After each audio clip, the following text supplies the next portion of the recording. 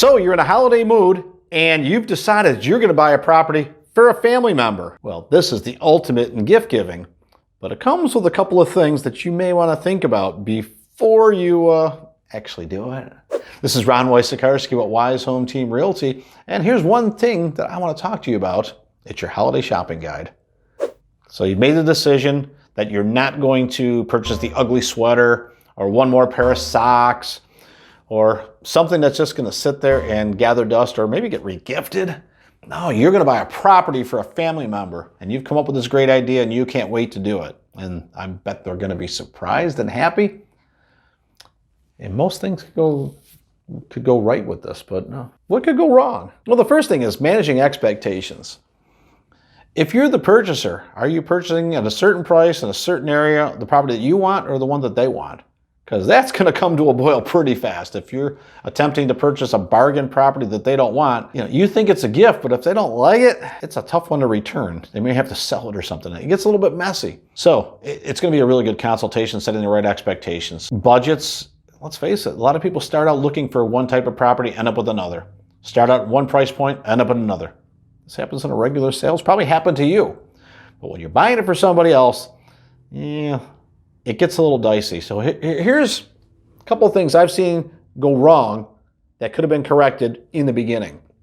The first thing is, who's paying for it?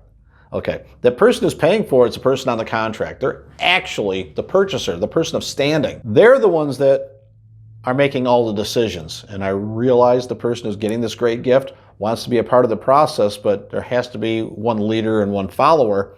And the leader is the one who's putting their name on the dotted line, signing it and paying for it. So that's the person that really has the most standing within the transaction. They're the ones that are going to have to sign the contract, negotiate the contract, set up the escrow payments. If they're lending, they got to go to the bank. There's a lot of things that will have to take place that'll have to be paid for along the way.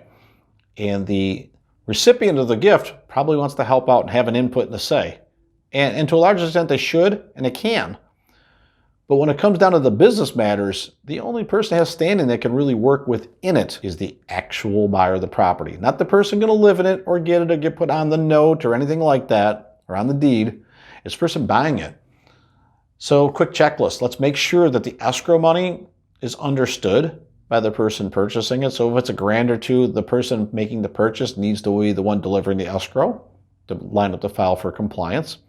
They would need to get the mortgage, and they would be the person that we would communicate with, even if the recipient was the one maybe going on the showings and doing the videos and telling the other person. We ultimately have to work with the person buying the property.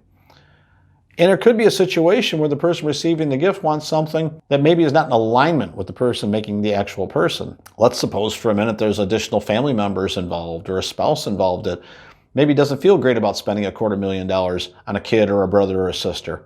Or maybe they would like it in a different neighborhood. And all of a sudden you get a competing agenda. I mean, if you can imagine that you want to do the right thing and a happy thing to buy a property for a family member, and your spouse doesn't necessarily like the property you're buying or agree with it, you could have a little bit of a clash going on. So let's just suppose that the person getting the gift wants to make all the decisions and other people are not comfortable with that. You can see where this is going. So how do we avoid this? Well, I don't know if you can totally avoid it, but can you set some expectations up in the beginning and have a few ground rules?